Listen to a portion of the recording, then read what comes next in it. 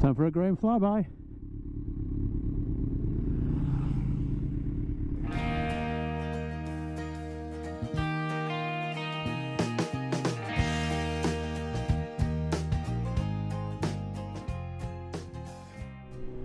Good evening everybody, Calm Biker here. Off with Graham for a cup of tea at a bike night that I've not been to before. Can't remember what it's, something like the Zoom Cafe, which sounds the part, certainly. We're going entirely the wrong way so that it's more fun ride. Definitely enjoy the riding more than the bike night itself. I don't quite understand these people who literally ride to a bike night and back and that's the only riding they ever do. Maybe if it was every night and it was a bike night hundreds of miles away, but not when it's you know, once a week and a bike night in the same town they live in. Then again, I was talking to the guy who does my MOTs and he was saying about one that he did that he only gets about 10 miles on it a year. He rides it to have an MOT and then rides it home again, and that's it. Which makes absolutely no sense. You might as well not bother with the MOT if that's the only riding you do. Anyway, I thought I'd do a quick video while I'm out here. Looking at some more rules that are coming out on cars and on the road. I mean, it will only be cars, and it's fascinating. I mean, never underestimate a government's ability to do stupid things when it comes to transport. I suspect it's because none of them seem to actually drive themselves. But I was reading up about the new rules that are coming out. I mean, there's one about MOTs. They're going to do an MOT, or they put out the idea that to help with the cost of living crisis, to only do an MOT once every 2 years instead of once every year. If you look after your cars and your bikes, I suppose that's probably okay, but judging by the quality of a lot of what you see, I'm not sure that's necessarily safe.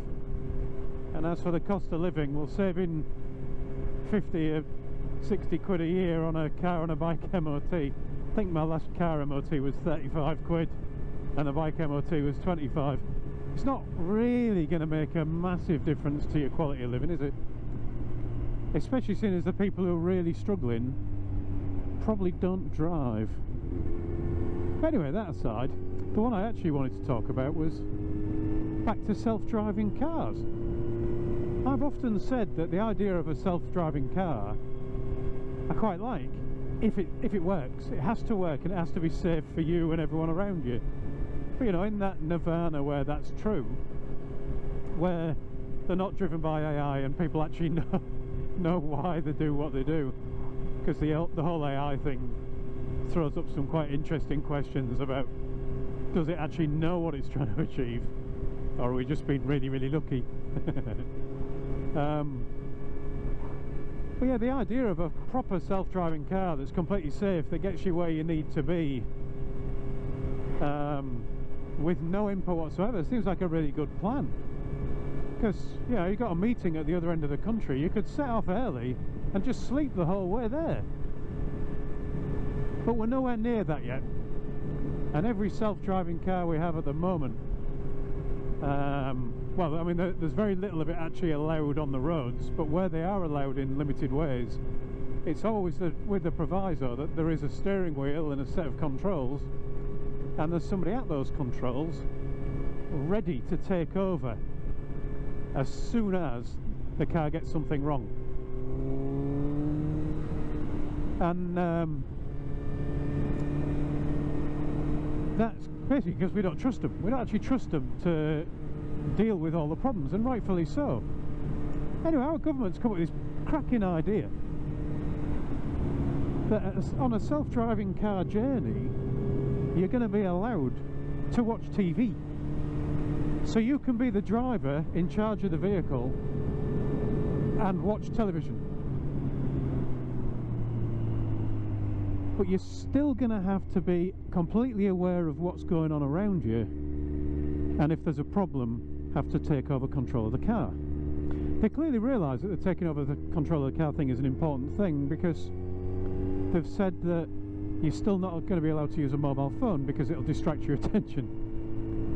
I'm assuming that not only do they not drive, they can't watch TV either. I don't know about you, but when I was watching The Sopranos or Breaking Bad or any number of the other bits of great TV, I always paid quite a lot of attention. If it was Game of Thrones, I had to pay extra attention because everyone looks the same, and I'm sure I've got a bit of face blindness, so I always had to ask Mrs. C, who's that one again? It's just another fellow with floppy hair and a beard, and I can't tell which one's which. But you have to pay quite a lot of attention. I'm not sure that I could be enthralled by Breaking Bad whilst also paying attention to the road. I think one of them would demand quite a lot more attention than the other, and I'm not sure which way around it would be. I know which way around it should be, but I'm not sure in the case of most people that they would be paying more attention to the road than they are to Walter White. Somewhat of a worry. Anyway, so what we can probably expect is that every one of the edge case scenarios where the car doesn't know what to do will end up in a crash, and people will say, but I wanted to see if there was anything at the end of the credits. Another thing that makes it weird, I think, and that potentially makes it really bad, is that they're also saying, as part of the same legislation that they're talking about potentially coming in, that the driver, in the event of a crash in a car on autopilot, as it were, the driver won't be held responsible. Nor will the car manufacturer or the software developer, but it will be down to the insurance company to sort it out. So I assume that when we get a self-driving car hitting another self-driving car, it'll just become 50-50 or knock for knock every time. When it's a self-driving car that hits a driver or a motorcycle rider that's not on autopilot, I wonder what happens then. Will people assume that the car that was self-driving was probably in the right and the poor motorcyclist under the wheels of that car was probably in the wrong? I mean, in terms of that's good driving, isn't it? I'm sure that double white line means something, but I can't think what it could be. Something probably to do with this junction and those high bushes. I don't know, maybe somebody can fill me in on that in the comments. Yeah, if self-driving cars are better at avoiding crashes than people, and really that's the only way that they should be allowed on the road, then will quantum of proof be with the person not self-driving? I think long term it probably will be. But until then, they're saying insurance company will have to pay up. That's just the way it is. Clearly none of us have ever had to deal with an insurance company either. But it does put us in that weird position that insurance company, who's not going to be at fault at all for it, will have to pay up no matter what. And I know a lot of people say, well, sod the insurance companies. But we all know in reality that that just means that insurance premiums will go up, and we'll all end up having to pay if self-driving cars end up not being as good at avoiding accidents as we all hope they might be. What do you think? Seems like a bit of a silly idea to me, but maybe I'm missing something really important. Let me know in them there comments. Anyway, thanks for watching everyone. Ride safe, and I'll talk to you all again soon.